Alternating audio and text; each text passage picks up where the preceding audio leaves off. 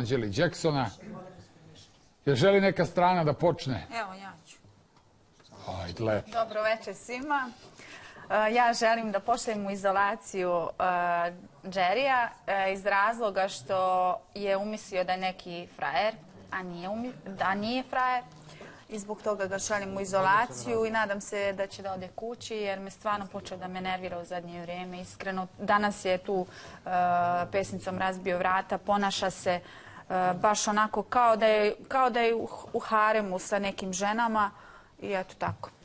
A nije? A nije.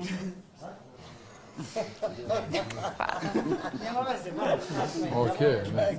1-0 Jackson vodi. Milice, izvolite. Dobro večer, pozdravljam moju ćerku, mog muža, pozdravljam moje rođake, sestru, čitavu Kosovo i Metohiju, naravno sve gledaoce televizije Pink, razmišljajući između gospođice Anđele i Jacksona. Gospođica Anđela je po meni favorit i ne bi bilo realno i pošteno za favorita koji je ovde vrlo jak i čvrst glasati da ode u duel, nego Jackson, zato što je Jackson, on jeste simpatičan i jeste drag i ima neke svoje fore i neke slengove nam je uveo ovde u svakodnevni govor.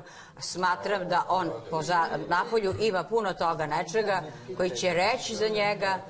Jednostavno, sreća neka bude na njegovoj strani. Eto, to je to. Ništa lično, gospodin Jackson.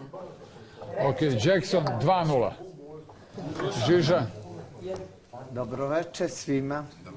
Televiziji Pink, mojim unucima, mojim prijateljima, Vanji, mojim glumcima. Evo gde se nalazim ja. Po prvi put. Dobro mi je po prvi put. Dobro mi je, nije mi loše. Sve vas pozdravljam. I predlažem... Dobro mi je. Mora da mi bude dobro.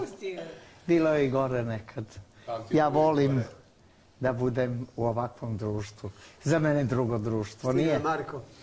Naravno, i Marko je stigao, dobro stigao, jer su i mi odela gotova za venčanje. Sve vas pozdravljam srdačno, ostajem, ne znam dokle. Ja predlažem gospođicu